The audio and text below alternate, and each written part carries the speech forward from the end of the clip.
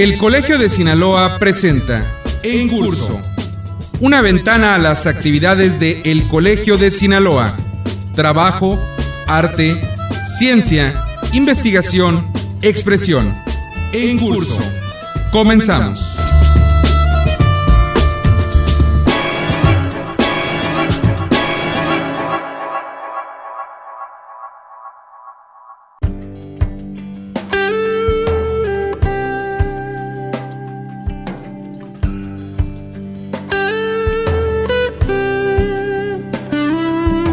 El Colegio de Sinaloa coadyuva en la formación continua de estudiantes, profesionistas, académicos y público en general, mediante convenios de colaboración entre las diversas instituciones públicas del estado de Sinaloa, pero de manera específica mediante una oferta propia de cátedras magistrales coordinadas por los miembros del Consejo Colegiado.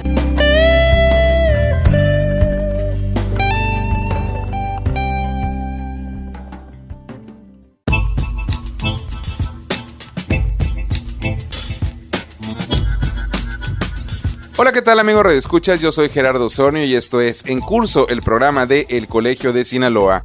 En esta ocasión vamos a escuchar una muy interesante entrevista con el maestro Emil Nuco, quien recientemente, a través de la Sociedad Artística Sinaloense, dictó una serie de conferencias que se titularon en conjunto Medio Oriente Contemporáneo, ¿hacia dónde va?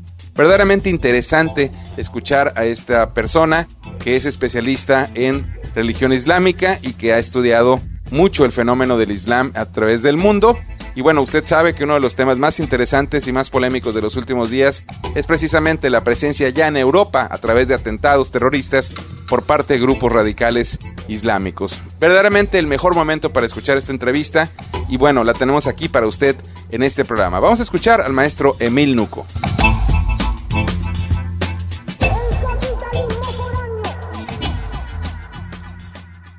Le damos la más cordial bienvenida al programa En Curso, el programa de El Colegio de Sinaloa, al maestro Emil Nuco, quien está con nosotros para platicar de un tema muy vigente, pero también muy interesante a lo largo de los años, Medio Oriente. En estos días, el maestro Nuco ha estado impartiendo un curso magistral en las aulas de la Sociedad Artística Sinaloense con ese tema, desmenuzando país por país, parte por parte, la problemática, no nada más de ahora, sino histórica, de ese pedazo del mundo que tanto conflicto le causa a muchos y que ha sido también cuna de civilizaciones verdaderamente fascinantes. Maestro, bienvenido, un verdadero placer platicar con usted. Muchas gracias y muchas gracias por recibirme también. Yo quisiera comenzar con una pregunta quizá muy elemental, pero que quizá nuestro público también tiene en mente. Medio Oriente, ¿cuándo podríamos ubicar el inicio de los conflictos que hoy siguen después de muchos siglos en algunos casos, otros nuevos, renovados, modificados? ¿Cuándo empieza esa problemática? Bueno, hay dos respuestas para esto. Hay uno que se puede decir que desde la antigüedad, porque la región ha sido siempre una región muy estratégica y que deseaban muchos de los imperios. Estoy hablando del mundo que se conocía en ese entonces, es decir, en el área del Mediterráneo, Persia, Abisinia, Mesopotamia, Grecia, Roma, etc. Pero también se puede decir que el problema que existe hoy empezó más o menos en el siglo XIX, cuando los poderes occidentales de ese entonces entraron de lleno al Medio Oriente para controlarlo, otra vez por razones estratégicas. Pero en ese entonces ni siquiera había petróleo. Entonces el pretexto no era petróleo, el pretexto era económico, sí. Y esto es antes de la construcción del canal de Suez, que fue construido y luego los ingleses se apoderaron de Egipto para tener control completo sobre esto y casi se metieron en guerra con Francia sobre esto. Y para los ingleses la importancia del canal de Suez es la conexión con la India.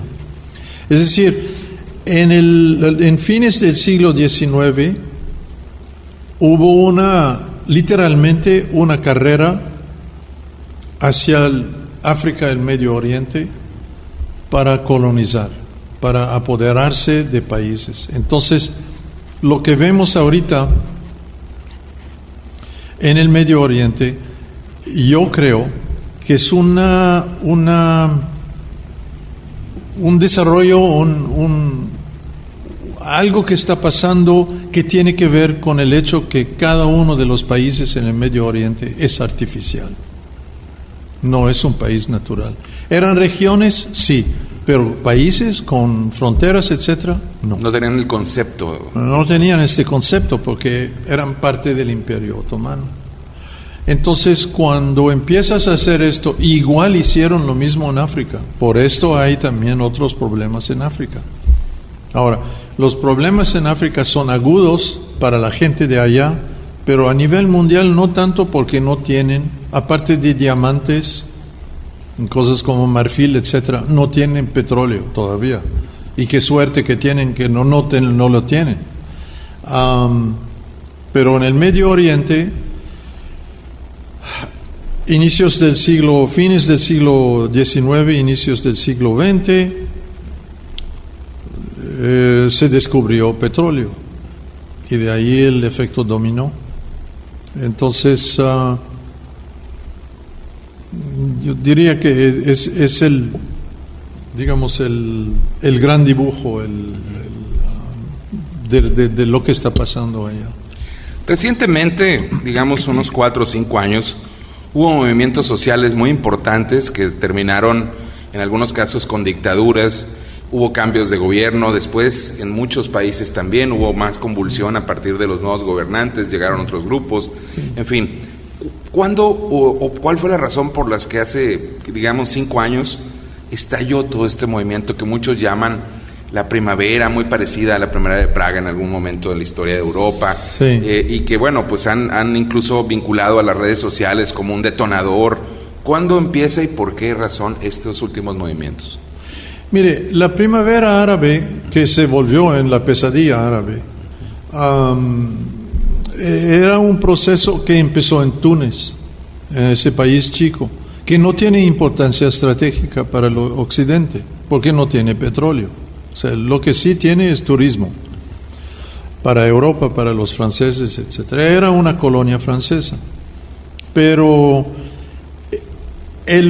Túnez pudo desarrollarse de una manera, digamos, laica, etcétera, pero al margen de los eventos. Entonces nadie se ponía con ellos. Y ahí empezó esto contra una dictadura que duró bastante tiempo. Pero luego empezó la imitación en otros países. Ahí se complicaron las cosas porque hay poderes internos y hay poderes externos que no iban a permitir esa cosa de cambiar regímenes a algo más democrático. Entonces, para algunos poderes extranjeros hay dictadores amigos. Para otros hay dictadores no deseados.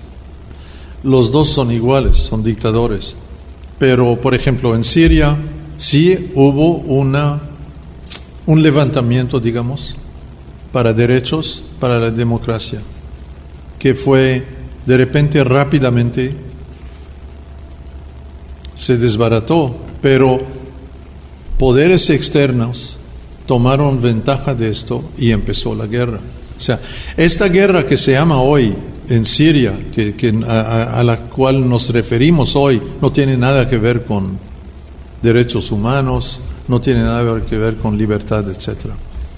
Es un buen ejemplo, de hecho, Assad, el dictador de ahí, como Chávez antes en Venezuela, como otros dictadores no deseados de Estados Unidos o de Europa, eran no deseados simplemente porque no estaban de acuerdo con las políticas de Estados Unidos y Europa. Entonces, pero mientras Arabia Saudita, que es uno de los más brutales Y de hecho Arabia Saudita, que es la madre y la abuela del extremismo islámico en el Medio Oriente, nada pasa. Irán es otro ejemplo. No está de acuerdo con la política de Estados Unidos, entonces es un país paría. Irak en su momento también. Irak en su momento, pues. Sí. Maestro, usted acaba de mencionar un término que es clave en todo este asunto, extremismo, y en este caso pues nos referimos al extremismo religioso. Sí. ¿En qué punto, o más bien, qué tanto ha sido factor para todas estas situaciones históricas? Hablamos hace rato, usted comentó el petróleo, la expansión de los países europeos y incluso Estados Unidos para anexarse territorios tanto en África como en Medio Oriente, pero la religión ha sido un punto fundamental de desunión, de conflicto, incluso también de alianzas. Platícanos un poco en ese sentido. Pues la religión ha sido un poder en sí mismo, pero también un pretexto, o sea, una manera de manipular a las masas en los países en general. Pero también la religión, digamos, en este caso, la religión islámica ni es más ni menos sangrienta que la religión cristiana en la historia. O sea, la religión cristiana hasta... Hay una disyuntiva en desarrollo. En el siglo XIII, el mundo islámico empezó a pues, declinar. Su auge ya estaba terminado. Y mientras esto pasaba, Europa subía a través del Renacimiento, etcétera, etcétera. Entonces, esto puso a los musulmanes en una problemática, o sea, una debilidad. Y normalmente se ve en la historia también, que sea a nivel político, que sea a nivel religioso, que cuando, digamos, donde hay la importancia de religión,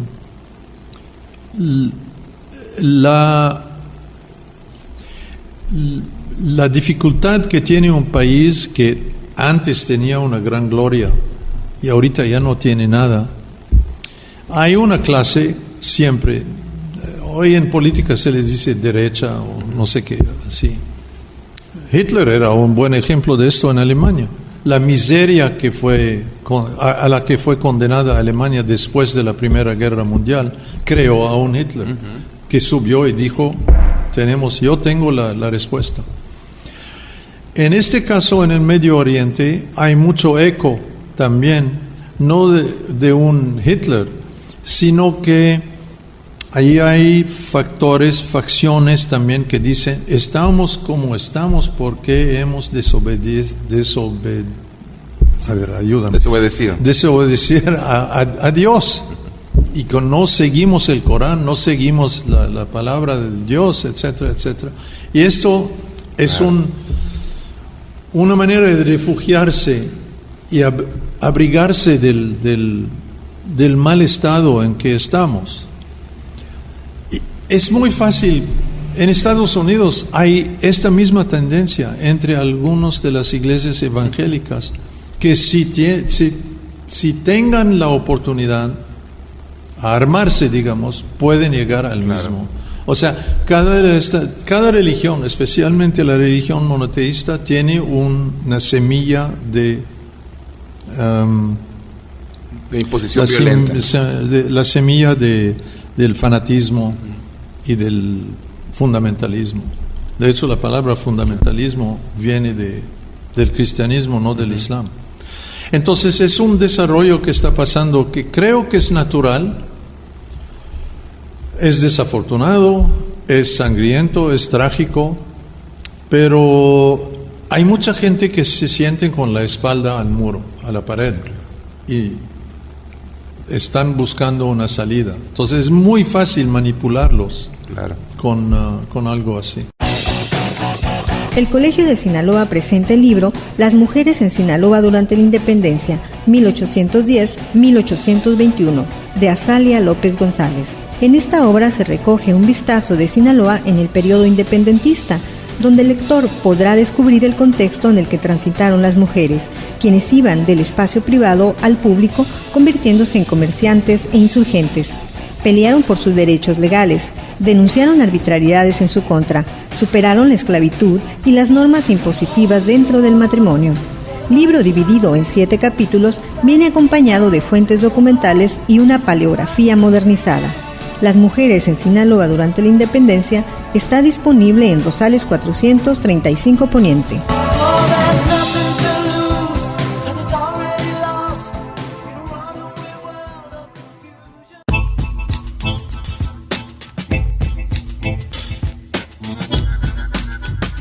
Le recuerdo a nuestros amigos radioescuchas que este es el programa en curso, el programa de El Colegio de Sinaloa. Una emisión semanal que desde hace ya casi 2 décadas lleva para usted algunas de las actividades de nuestra institución. En esta ocasión estamos escuchando al maestro Emil Nuco, quien nos está hablando de Medio Oriente contemporáneo, hacia dónde va y que bueno, la verdad, qué mejor momento de esta entrevista alrededor de lo que ha sucedido recientemente en Europa con los atentados terroristas por parte de grupos radicales islámicos. Nos aclara el panorama, lo ha hecho en la primera parte y espérenlo todavía, porque la que viene, la parte segunda, también nos va a aclarar muchos asuntos alrededor de lo que está sucediendo en Europa y en Medio Oriente. Vamos a seguir escuchando aquí en curso el programa de El Colegio de Sinaloa al maestro Emil Nuco.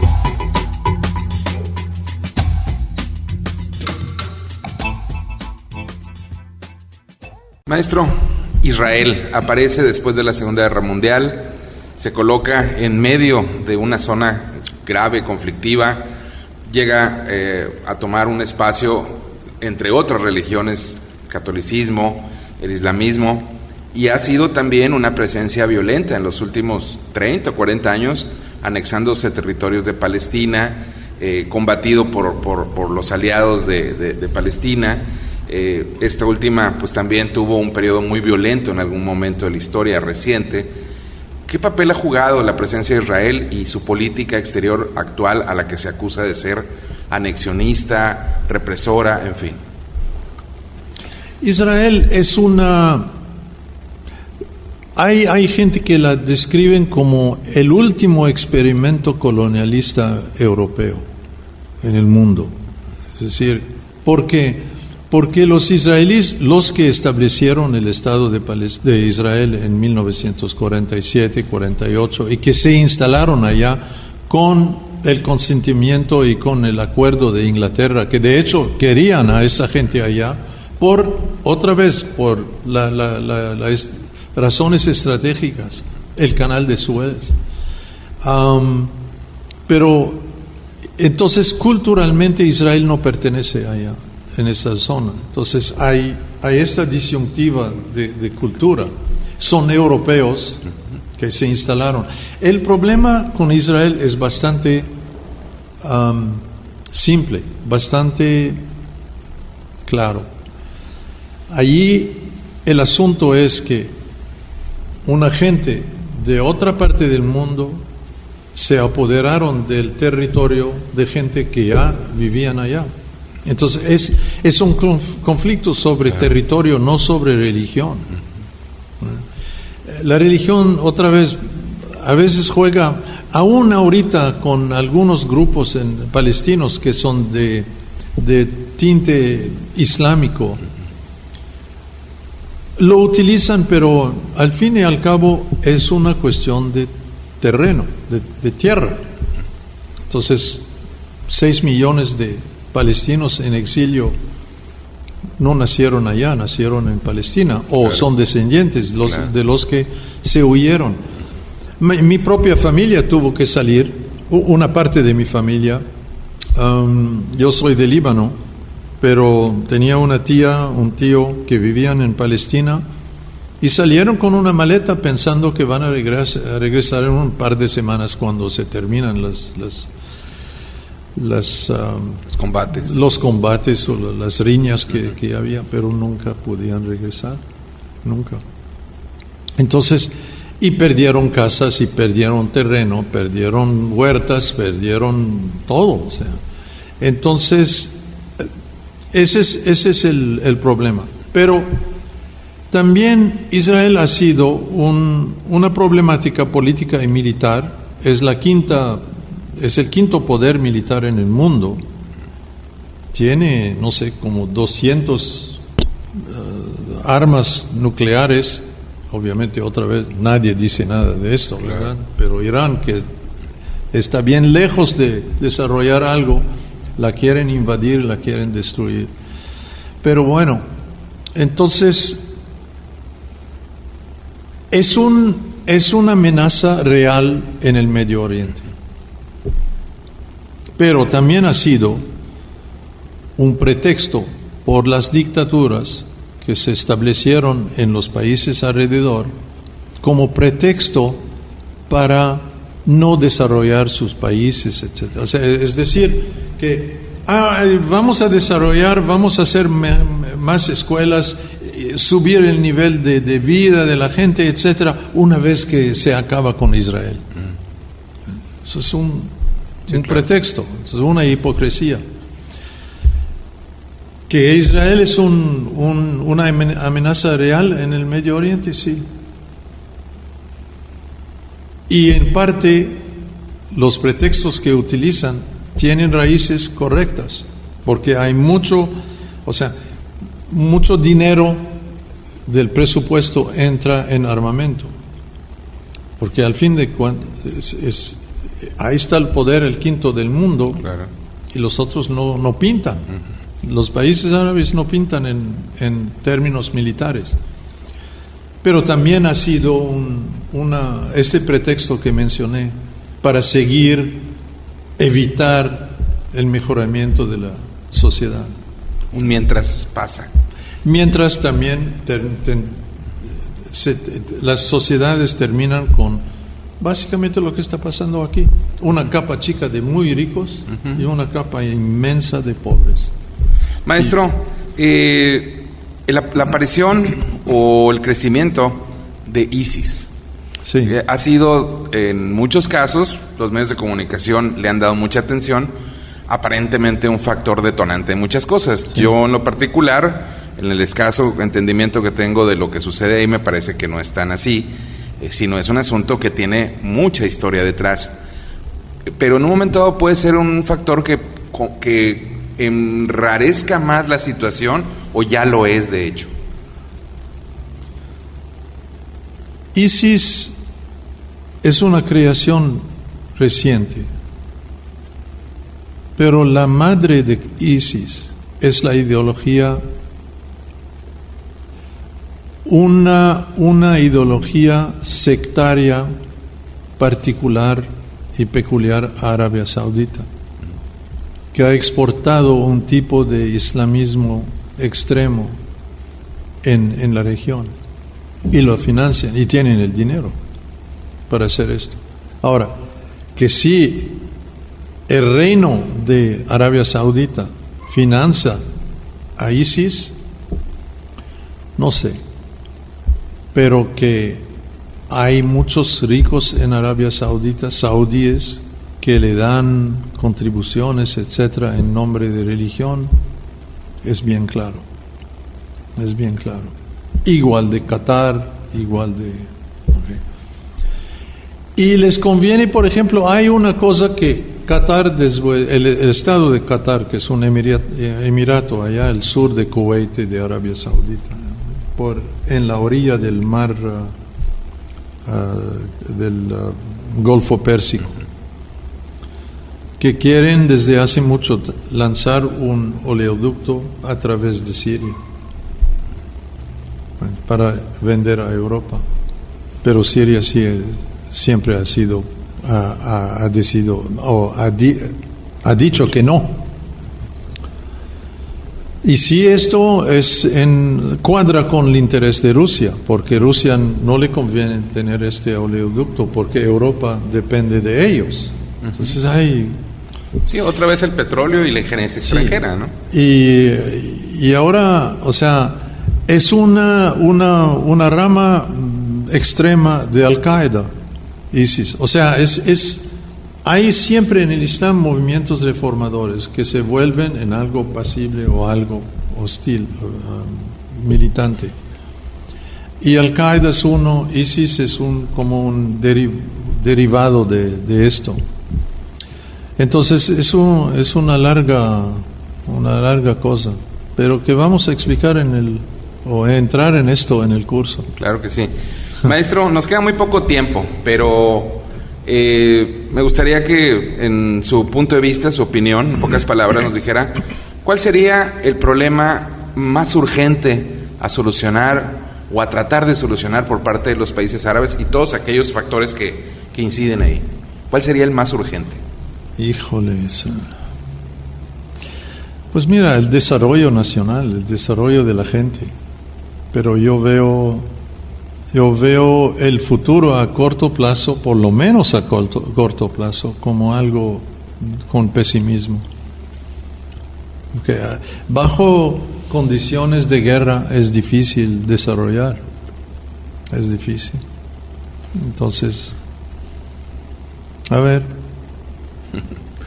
Doctor, maestro, ha sido un verdadero placer platicar con usted. Es un tema que apenas tocamos superficialmente, es muy poco tiempo. Sí. La gente que seguramente tiene el privilegio de estar en su curso podrá disfrutarlo mucho más por la amplitud de las explicaciones y la precisión de los detalles. Le quiero agradecer que haya estado con nosotros y dejar la puerta abierta para que en una próxima ocasión lo podamos invitar, nos regale otros minutos para seguir platicando, porque seguramente Medio Oriente va a ser tema todavía de muchos años. Es interminable. Y pues siempre buscamos que en el colegio vengan personas que nos puedan explicar la problemática que nos rodea, no solo la inmediata, sino también la que aparentemente es lejana y a veces pensamos que no incide, pero que tiene una gran cercanía con nosotros en muchos sentidos. Le agradezco mucho y no sé si tenga algo más que agregar. No, solo agradecer la invitación a platicar con usted y responder a sus preguntas, y ojalá que le vaya bien el curso. Y esto también depende de la gente, a ver si... A mí me encanta que platican, que discutan, que preguntan, que hay un intercambio de ideas, porque es la esencia de esto. Es un debate. Maestro Emil Nuco, muchas gracias por acompañarnos. A usted, gracias.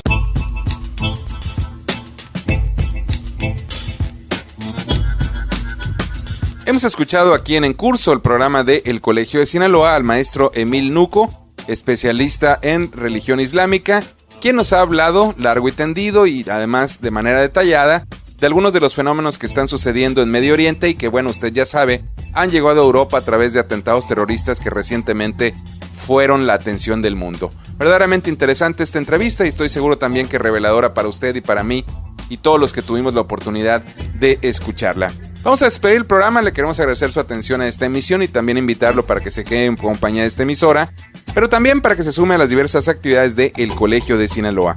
Para obtener información de horarios y días precisos puede acudir en la ciudad de Culiacán en horas de oficina a la calle Antonio Rosales 435 Poniente o llamar también en la capital del estado sinaloense a los teléfonos 716-1046 y 716-1050. Puede obtener información solicitándola a través de correo electrónico en coldecina@yahoo.com.mx o entrando a la página www.elcolegiodesinaloa.gov.mx. Yo soy Gerardo Osornio y esto fue En Curso, el programa de El Colegio de Sinaloa.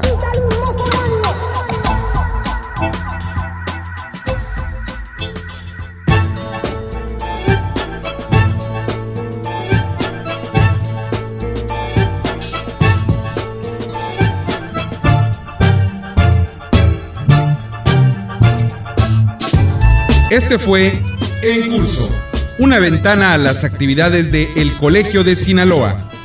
La próxima semana, usted tiene una cita a la misma hora en esta misma estación con En Curso, el programa de El Colegio de Sinaloa.